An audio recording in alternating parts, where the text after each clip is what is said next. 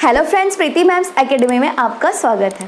Friends, हम पढ़ रहे हैं 12th स्टैंडर्ड के अकाउंट्स का chapter number 3 that is admission of partners, जिसमें हमने 5 लेक्चर ऑलरेडी कंप्लीट कर लिया है।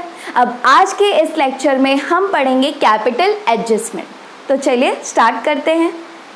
तो फ्रेंड्स, जैसा कि हम जानते हैं कि जब भी बिजनेस में एक न्यू पार्टनर ऐड होता है तो उसे अपने साथ साथ कैपिटल भी लाना पड़ता है, कैपिटल का अमाउंट भी लाना पड़ता है।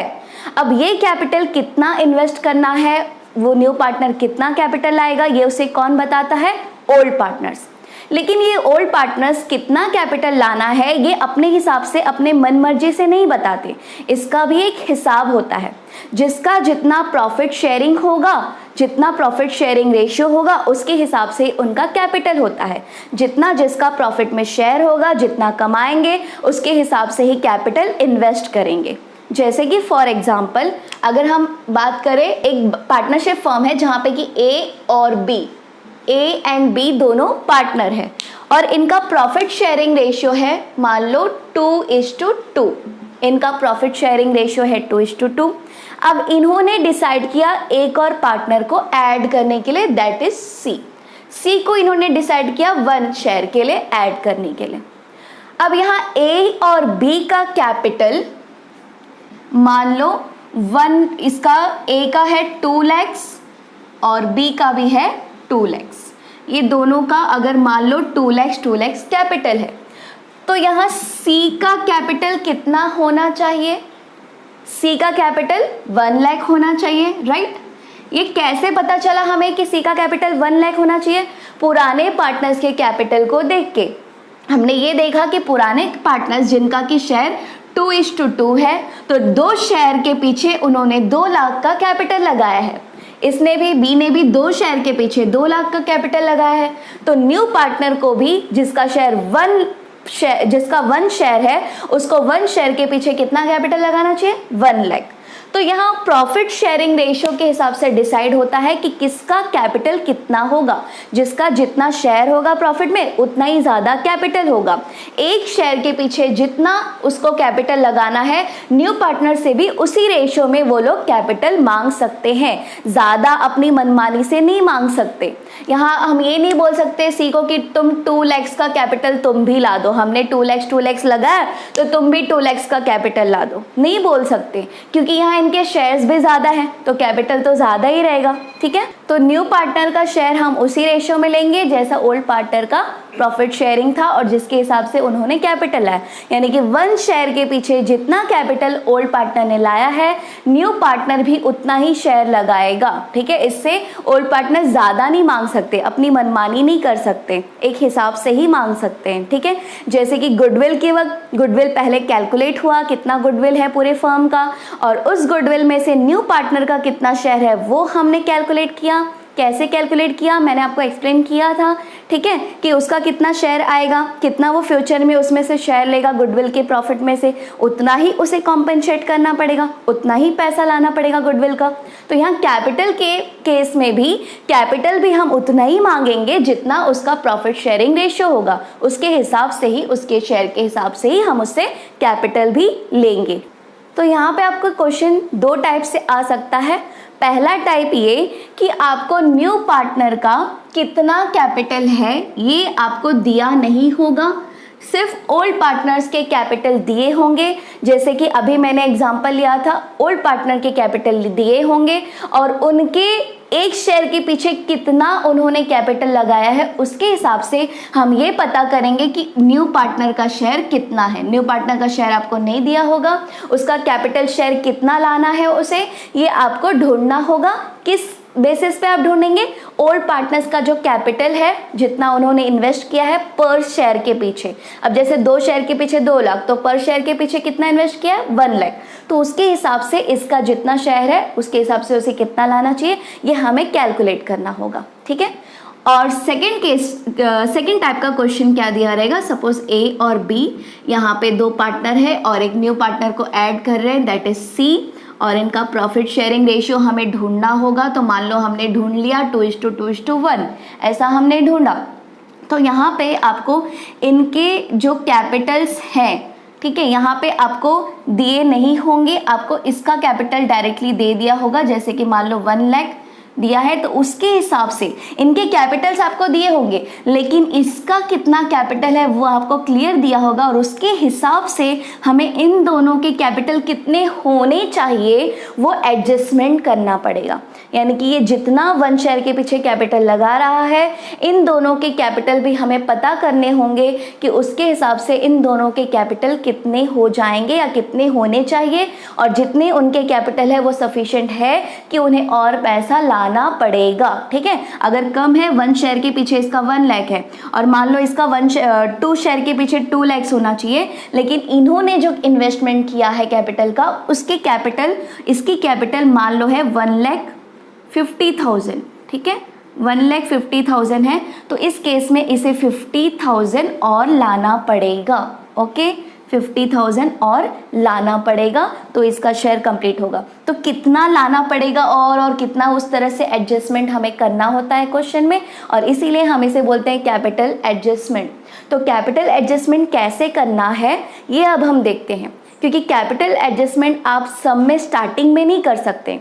आपको पहले पार्टनर्स कैपिटल अकाउंट की सारी एंट्रीज करनी होती है, रीवैल्यूएशन अकाउंट की सारी एंट्रीज करनी होती है, फिर रीवैल्यूएशन अकाउंट का जो प्रॉफिट या लॉस आता है वो भी पार्टनर्स कैपिटल अकाउंट में ट्रांसफर होता है। उसके बाद पार्टनर्स कैपिटल अकाउंट में जब सब कुछ, जो भी चीज़ें हमें एंटर करना है सब हमने कर लिया, एक्यूमुलेटेड प्रॉफिट, पार्टनर जो भी उनका कैपिटल है, ओपनिंग कैपिटल वो, फिर गुडविल जो भी शेयरिंग उनका है वो, उसके बाद न्यू पार्टनर्स जो कैपिटल ला रहा है वो सब कुछ हमने लिख लिया। उसके बाद रीवैल्यूएशन का प्रॉफिट या लॉस जो भी आ रहा है वो भी एंटर करने के, सब काम करने के बाद लास्ट में हम पार्टनर्स कैपिटल अकाउंट एडजस्ट करते हैं और उसके बाद हम बैलेंस शीट टैली करते हैं। तो हम देखते हैं कि पार्टनर एडजस्टमेंट, कैपिटल एडजस्टमेंट कब करना है और कैसे करना है। ओके, तो फ्रेंड्स अब हम देखते हैं कि एडमिशन ऑफ पार्टनर्स के क्वेश्चन में आपको कैपिटल एडजस्टमेंट कैसे करना है।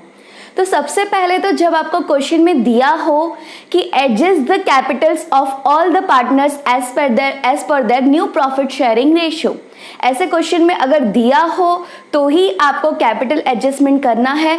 अदरवाइज आपको चुपचाप जो भी बैलेंसिंग फिगर आता है उसे कैपिटल मान लेना है, वही यहाँ पे by two balance brought down करके लिखकर और फिर बैलेंस शीट में ट्रांसफर करना है। लेकिन जब आपको क्वेश्चन में बोला होगा adjust capitals of all the partners as per the new profit sharing ratio, तो ही आपको एडजस्टमेंट करना होगा। ठीक है, तो जैसे कि मैंने बताया कि आपको एडजस्टमेंट्स 2 केसेस के थ्रू आ सकता है, जिसमें से कि पहला जो केस है जिसमें कि आपको न्यू पार्टनर का कितना कैपिटल है, कितना कैपिटल उसे लाना है वो दिया होगा। ये केस ज़्यादा इंपॉर्टेंट है as per your 12th standard, क्योंकि आपके 12th स्टैंडर्ड के क्वेश्चन जो भी हैं ज़्यादातर उसमें ये वाला ही केस दिया होता है, जिसमें कि न्यू पार्टनर का कितना कैपिटल होगा वो आपको ऑलरेडी दे दिया होता है क्वेश्चन में। ठीक है, फिर भी आप दोनों केस देखना, क्योंकि दोनों आपको आना और समझना ज़रूरी है। तो हम सबसे पहले केस की बात करते हैं। पहला केस ये होगा जिसमें कि आपको न्यू पार्टनर का जितना भी कैपिटल न्यू पार्टनर ला रहा है वो ऑलरेडी दिया होगा, और न्यू पार्टनर के कैपिटल को बेस मान के हम पहले तो निकालेंगे कि पर शेयर के पीछे कितना कैपिटल न्यू पार्टनर लगा रहा है, और जितना भी कैपिटल, एक शेयर के पीछे जितना कैपिटल न्यू पार्टनर लगा रहा है उतना ही शेयर के पीछे उतना ही कैपिटल, मतलब उसी रेशियो में ओल्ड पार्टनर्स का भी कैपिटल हमें एडजस्ट करना पड़ेगा। ठीक है, तो सबसे पहले हम कैपिटल कब एडजस्ट करेंगे, ये पार्टनर्स कैपिटल अकाउंट में सारे एंट्रीज हो जाने के बाद। हम यहाँ पे पार्टनर्स कैपिटल एडजस्टमेंट की बात कर रहे हैं, तो इसलिए मैंने सारे एंट्रीज पहले से कर दिए हैं ताकि मैं सिर्फ आपको एडजस्टमेंट कैसे करना है वो बता सकूं। तो जितने भी एंट्रीज होते हैं पार्टनर्स कैपिटल अकाउंट में, जैसे कि ओल्ड पार्टनर्स के ओपनिंग बैलेंसेस, कैपिटल के ओपनिंग बैलेंस वो हमने ट्रांसफर कर लिया बाय बैलेंस ब्रॉट डाउन, जो कि आपको जो भी बैलेंस शीट क्वेश्चन में दिया होगा उसमें लायबिलिटी साइड में दिया होता है। उसके बाद जो भी रिजर्व्स वगैरह होते हैं या फिर एक्यूमुलेटेड प्रॉफिट या लॉसेस होते हैं वो पुराने पार्टनर्स के बीच हमें ट्रांसफ़र करना होता है उनके ओल्ड प्रॉफिट शेयरिंग रेशियो में, राइट। तो वो भी हम ट्रांसफ़र कर लिया है हमने, इस तरह से वो भी ट्रांसफ़र करते हैं। और अगर लॉस रहेगा तो लॉस ये साइड आ जाता है, लेकिन फिलहाल हमने क्वेश्चन में ऐसा समझ के चला है कि सिर्फ प्रॉफिट्स है तो मैंने इधर लिख दिया है। अदरवाइज लॉस होगा तो लॉस भी यहाँ पे एक आध लॉसेस वगैरह की भी एंट्री आ सकती है। फिर कैश, जो न्यू पार्टनर कैश में अपना अमाउंट ऑफ कैपिटल जो लाता है उसकी एंट्री, वो कैश के थ्रू ला रहा है तो बाय कैश अकाउंट, जो कि एंट्री हो जाता है cash account debit to new partners capital account. तो न्यू पार्टनर का कैपिटल अकाउंट क्रेडिट होता है उस केस में, राइट। तो वो वाली भी एंट्री हमने कर दी है बाय कैश अकाउंट लिख के।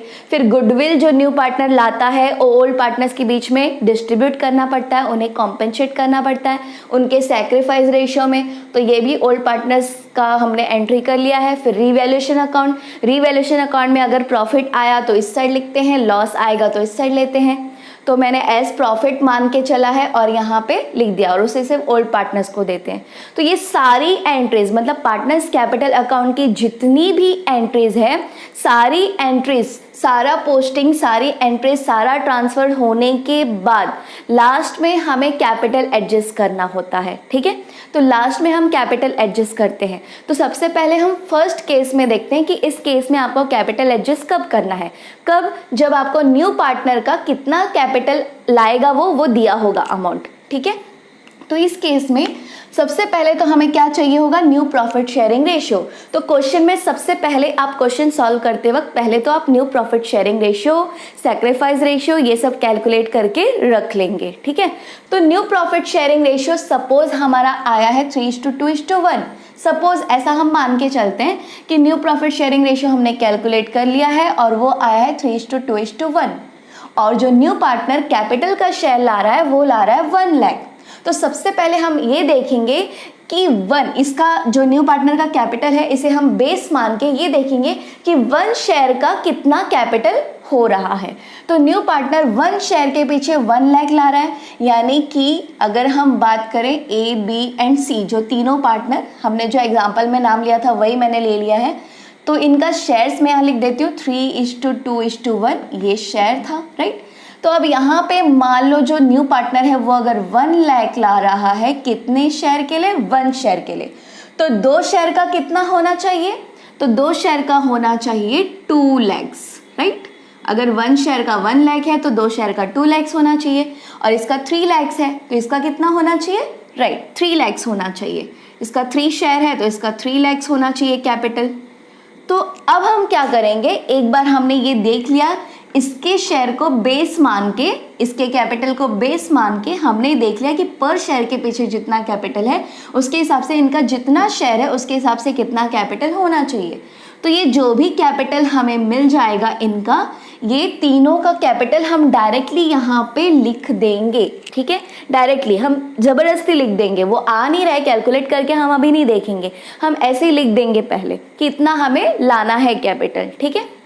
तो यहाँ पे मान लो हमने लिख दिया बाय बैलेंस कैरी डाउन, ठीक है। तो कैरी डाउन यहाँ पे आ गया है इसका 3 लाख ए का, और बी का आ गया 2 लाख और सी का है 1 लाख। ये जितना हमें चाहिए कैपिटल उतना हमने लिख दिया। अब क्या करेंगे, अब हम ये तो अमाउंट हमने डायरेक्ट लिख दिया, कोई कैलकुलेशन करके तो हमने लिखी नहीं है, यहाँ का कैलकुलेशन करके तो हमने नहीं लिखा है। तो हो सकता है कि यहाँ पे जो भी कैलकुलेट करके अमाउंट आए वो इससे ज़्यादा भी आ सकता है, कम भी आ सकता है, या इक्वल भी आ सकता है।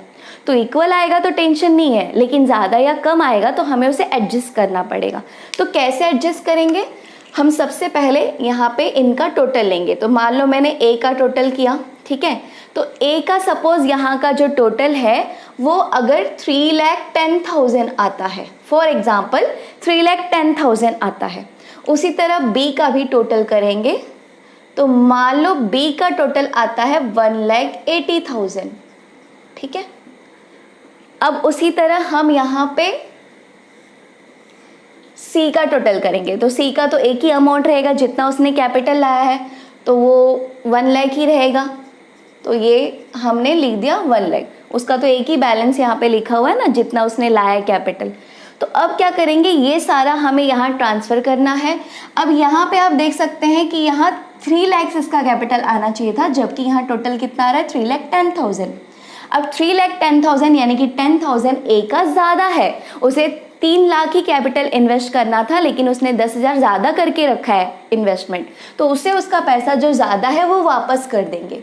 तो कैसे वापस करेंगे, एंट्री क्या आएगी उस केस में? उस केस में हम उसे कैश दे देंगे, रिटर्न कर देंगे कि तुम्हारा 10,000 एक्स्ट्रा है, तुम ये 10,000 अपना ले लो।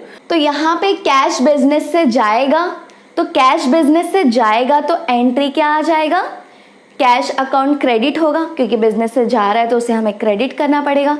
और हम ये कैश किसको दे रहे हैं, ए को दे रहे हैं, तो वो रिसीवर हो जाएगा। तो रिसीवर को हम क्या करते हैं, डेबिट करते हैं।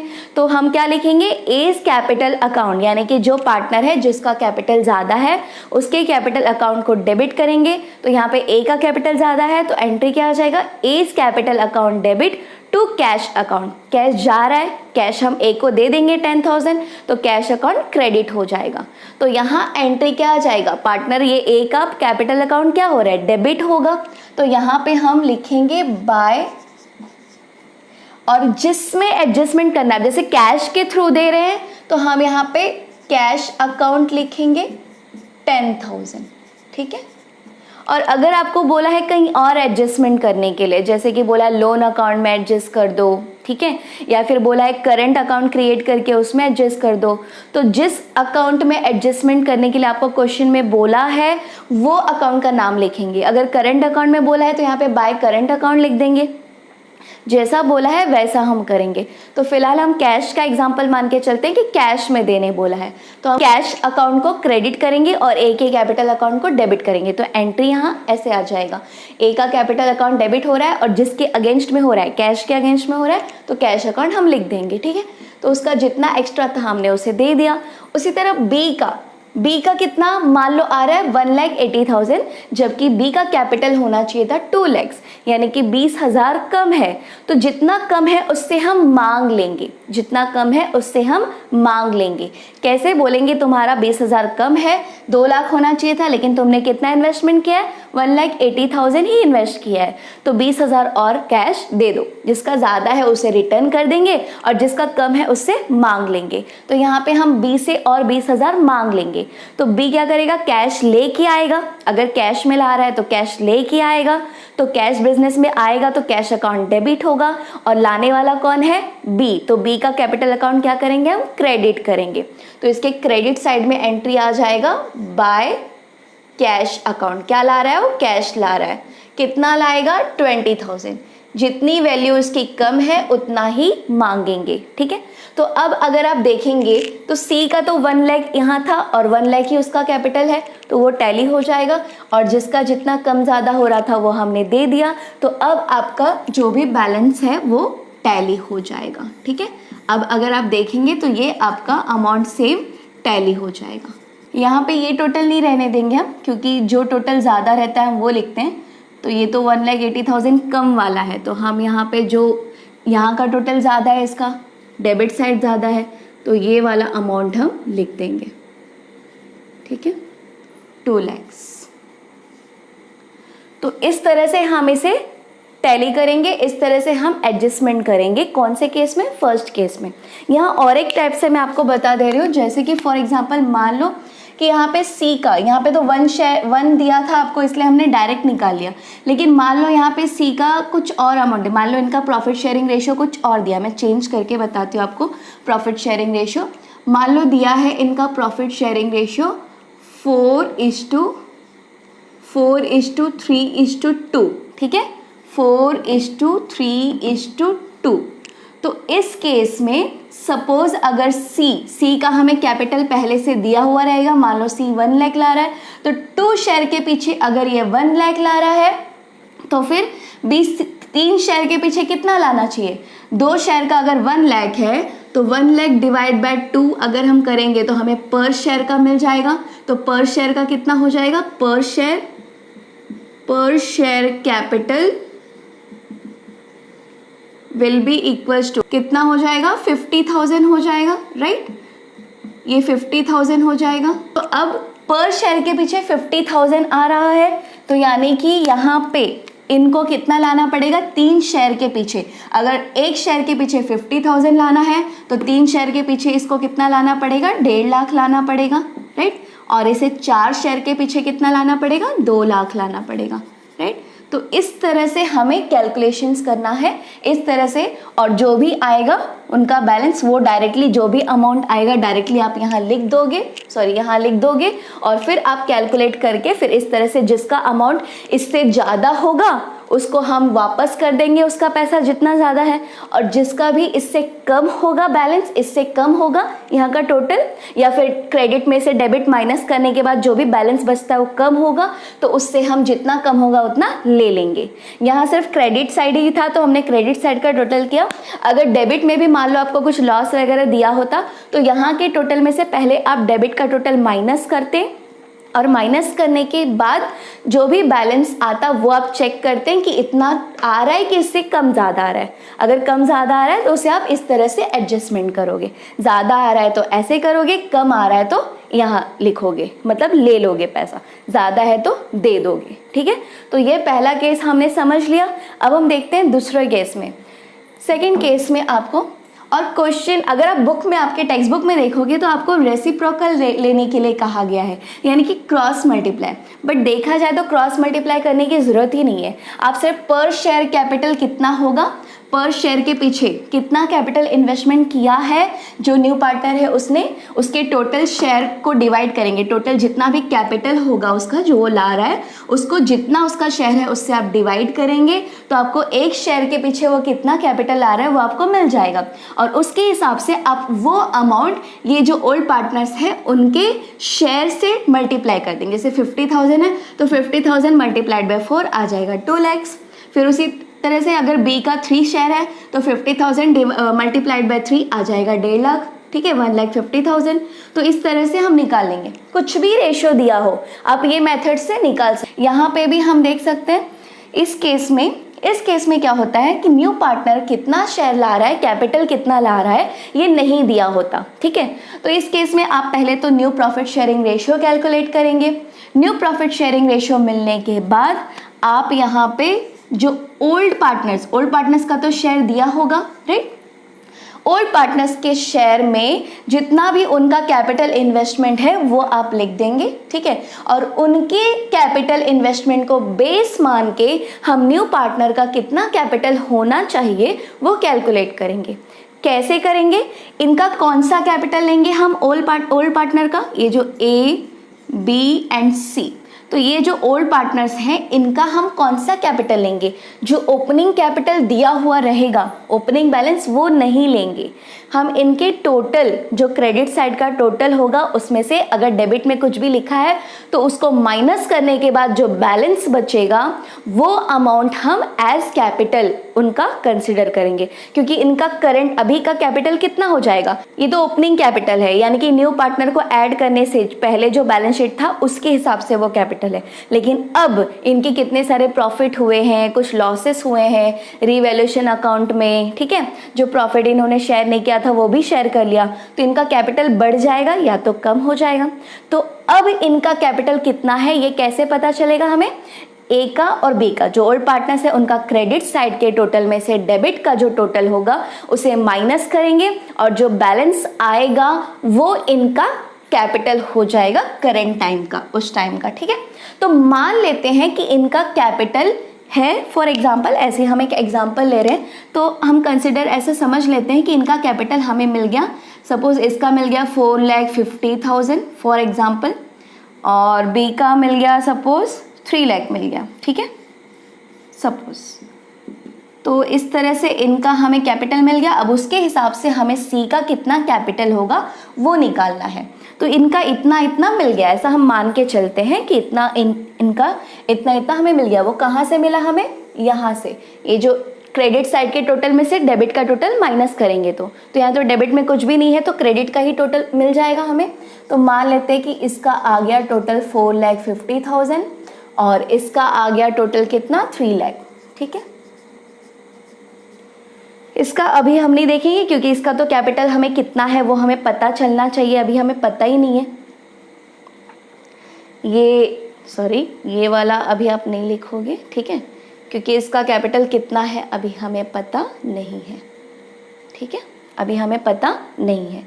तो फिलहाल हम पहले इसका, इन दोनों का जो भी टोटल आएगा डेबिट क्रेडिट करके बैलेंस करके टोटल जो है वो हम कंसिडर करेंगे। तो इसका ए का इतना आ रहा है, बी का इतना आ रहा है, यहाँ पे तो कुछ भी नहीं है तो वही बैलेंस हम यहाँ लिख देंगे, बाय बैलेंस कैरिड डाउन 4,50,000 और यहाँ पे 3 लाख।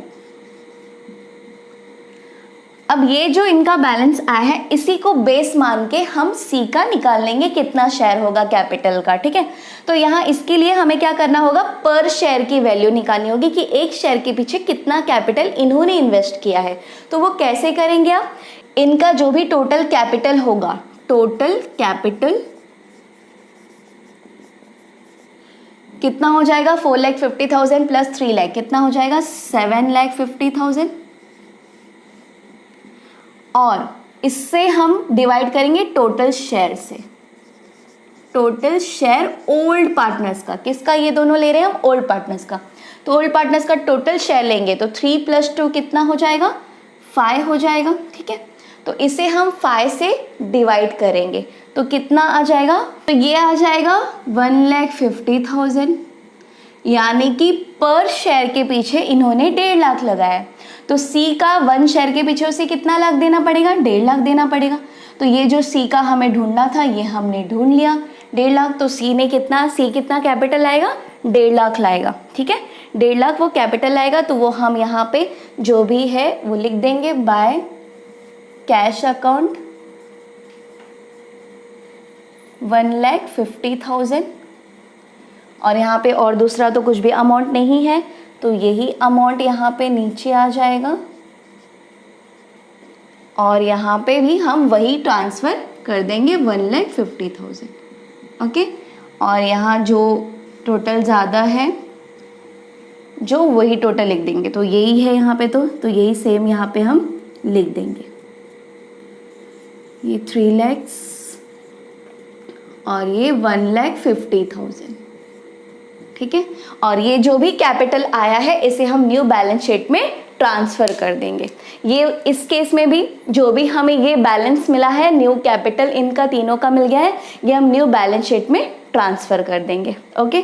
तो इस तरह से आपको कैपिटल एडजस्टमेंट करना है। ये पहला केस ज़्यादा इंपॉर्टेंट है, आपको 12th स्टैंडर्ड के क्वेश्चंस में ज़्यादा करके यही केस दिया हुआ है। तो अब नेक्स्ट वीडियो से हम सॉल्व करेंगे problems of admission of partner. तो फ्रेंड्स, अगर आज का ये वीडियो आपको पसंद आया होगा तो प्लीज़ इसे लाइक कीजिए, शेयर कीजिए और हमारे चैनल को सब्सक्राइब कीजिए और बेल आइकन भी प्रेस कर दीजिए ताकि आपको हमारे हर वीडियोस की नोटिफिकेशंस मिलते रहे। और प्लीज़ इसे ज़्यादा से ज़्यादा शेयर कीजिए, अपने सारे फ्रेंड्स में शेयर कीजिए।